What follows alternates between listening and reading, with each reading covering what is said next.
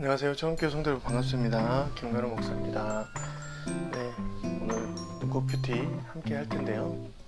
네, 오늘 말씀을 통하여서 저와 여러분이 강건해지기를 간절히 소망합니다. 오늘 날씨가 안개가 많이 꼈어요. 아침에 이렇게 운전하실 때도 조심하시고 여러분의 삶에서 이렇게 하나님께서 주신 평안, 안전 가운데 거하시는 저와 여러분이 되었으면 좋겠습니다.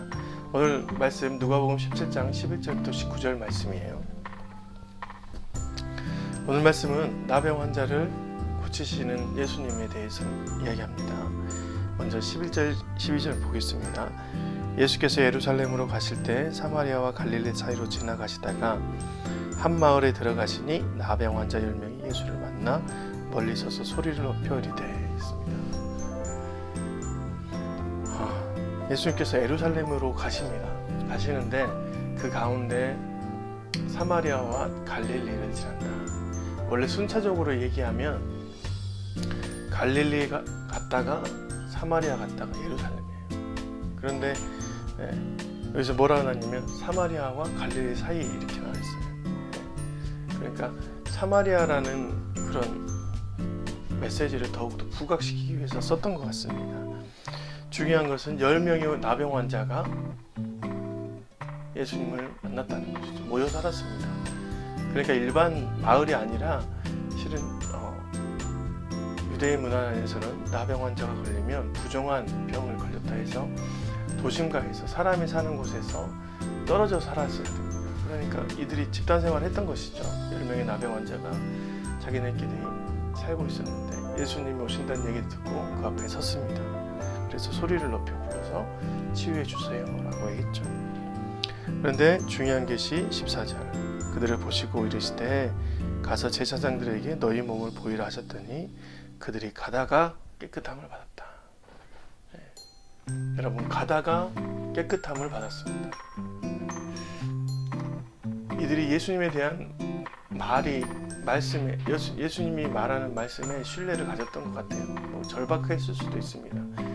그래서 이들이 제사장에게 가는 도중에 깨끗함을 받았어요. 여러분, 원래는 제사장에게 가는 그런 발걸음은 낫지 않으면 갈 수 없어요. 제사장은 나병이 나은 것과 낫지 않는 것을 분별해서 그것을 정해주는 사람입니다. 좀 이렇게 나병이 속에 있어서 숨겨서 그것을 몰래 하는 것이 아니라 몸 전체를 살펴보고 제사장이 완벽하게 나았다 그러면 또 진영 안으로 들어올 수 있는 것이죠. 그런 상태로 가야 되는데 아직 낫지 않는 상태에서 제사장에 가는 10명이 그 가운데 어떻게 됐냐? 다 나음을 받았습니다. 그런데 중요한 게 있습니다. 지금부터 15절 그 중에 한 사람이 자기가 나은 것을 보고 큰 소리로 하나님께 영광을 돌리며 돌아와 예수의 발 아래 엎드려 감사하니 그는 사마리아 사람이라. 여러분, 제가 오늘 느낀 게 있습니다. 10명의 사람들이 예수님을 만나서 낫게 해달라고 했는데 실은 그 사람들이 예수님을 바라볼 때 다 다른 시각으로 바라봤어요. 어떤 사람은 그냥 의사, 치유하는 사람으로 보고 어떤 사람은 선지자로 봤겠죠. 그런데 예수님의 그 말씀을 하나님의 아들로 생각하고 하나님의 아들이신 분이 나를 치유하셨다라고 하니 어떻게 됐어요? 그 반응에서 하나님께 영광을 돌렸습니다. 이것이 하나님께로부터 나왔구나. 하나님께서 나를 치유하신 사건이 바로 예수를 통해서 나에게 전달되었구나 라고 생각한 것입니다. 여러분, 예수님을 만난 사람이 진짜 예수님을 올바로 만나고 하니 결국 그 안에서 구원이 이른 것이죠. 여러분, 치유와 구원은 완전히 다릅니다. 우리는 어떻게 해서 치유받을 수 있어요. 기분 좋아서 면역력이 좋아져서 치유받을 수 있습니다. 그런데 그 치유가 영원히 지속되는 것이 아닙니다. 또 다른 나이가 들면 병이 걸리고 죽게 되잖아요. 우리에게는 치유와 구원이 확실히 하나님께로부터 나와야지 그것이 영원한 것이죠. 18절 19절 이 이방인 외에는 하나님께 영광을 돌리러 돌아온 자가 없느냐 하시고 그에게 이르시되 일어나 가라 내 믿음이 너를 구원하였느니라.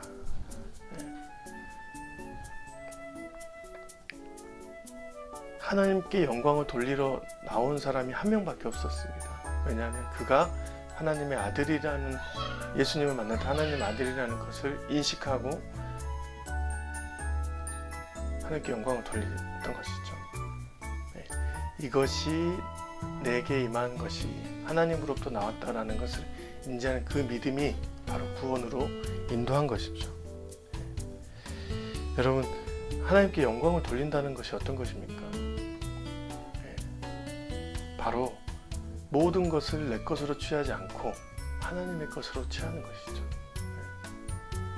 9명의 사람들은 어떤 마음인지는 표현되었지 않지만 그것이 하나님께 하나님께 영광으로 돌리는 삶을 살지 않았습니다.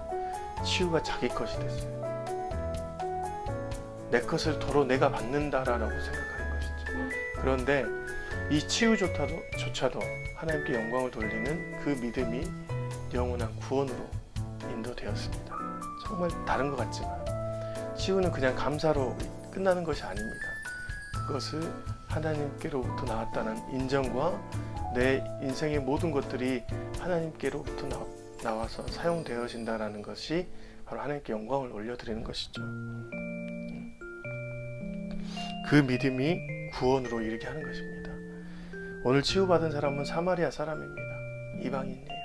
전혀 알지 못하는, 하나님을 알지 못하는 공간에서 예수님을 만나서 그 예수님을 하나님의 아들로 인지한 것, 여러분, 그것은 율법을 지속적으로 배웠던 유대인들도 알지 못하고 지식의 힘으로 되는 것이 아니죠.